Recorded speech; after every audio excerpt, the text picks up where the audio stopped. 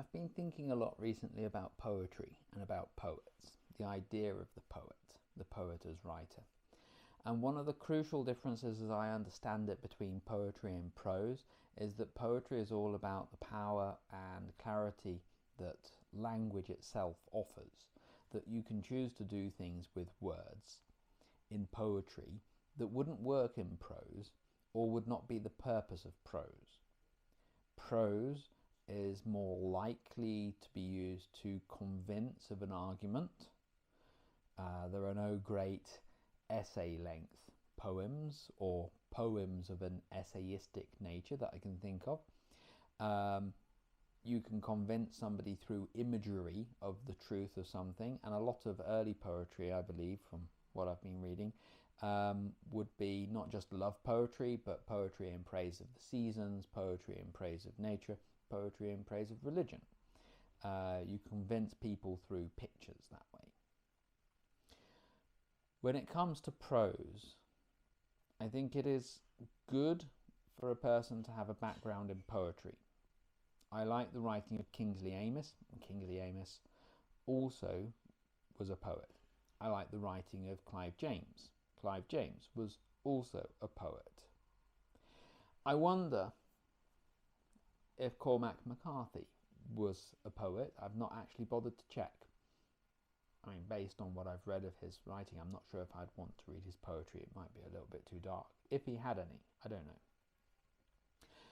This is the work of somebody writing a very long prose poem about the bloodiness of the West. But all of that preamble brings me to this, which is a book that I find very difficult to offer an opinion on. This is On Earth We're Briefly Gorgeous by Ocean Vuong. I'm not sure if I'm saying that right. Forgive me if I'm not. This is a writer who really is a poet. And I feel like the poetry comes into this book a lot. The problem for me is that the poetry feels like it takes precedence over the writing and the plain communication of a message. It also kind of interferes a little bit. So, okay, I'll give you an analogy. Music is wonderful, yeah? We listen to music all the time. I've got the music in the kitchen playing all through the morning, and I turn that off and I put it on my computer. So we're surrounded by music.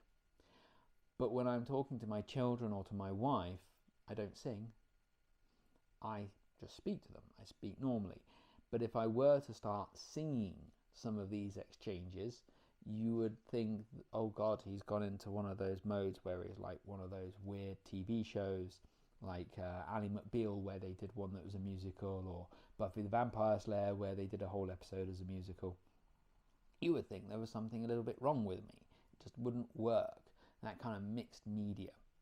And I feel that's one of the big problems that I had reading this, was the attempt at using language in a way that is right for poetry, but is wrong for prose.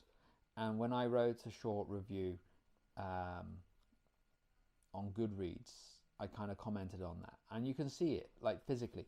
Like, this is at the start of the book, yeah, paragraphs,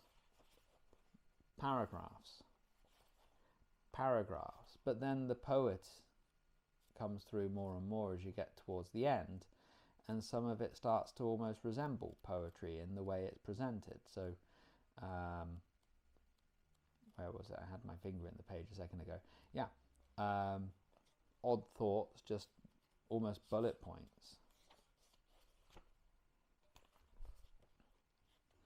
You read it. If you find yourself, then congratulations, your hands are yours to keep. Take a right honour's leave. If you forget me, then you've gone too far. Turn back. Good luck, good night, good Lord, green apple.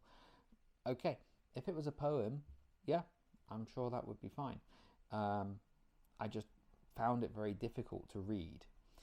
The bigger problem, let's say, is that it's written as a letter to an illiterate mother. So the mother has no chance of response. There's no way that the mother can respond to this, because it's a one-sided conversation. It's always difficult to listen into, like someone's on the phone on the bus and you can hear what they're saying, you can't hear what the other person's replying. So it tells of the story of Vietnam, about an immigrant family to America. The son turns out also to be non-straight, so I believe homosexual. There is a lot that's packed into it. There's domestic violence, there is abuse, there are mental health issues surrounding a lot of these sort of things. And I understand why so many people love this book. I do understand it. Some people want to have something very, very moving. I do. I want it to be moving. I don't think that this worked for me though, because I felt that it was a case of the writer trying too hard to make it moving, choosing words that have an impact but not an effect as such. There were colours, Ma. Yes, there were colours I felt when I was with him. Not words, but shades, penumbras.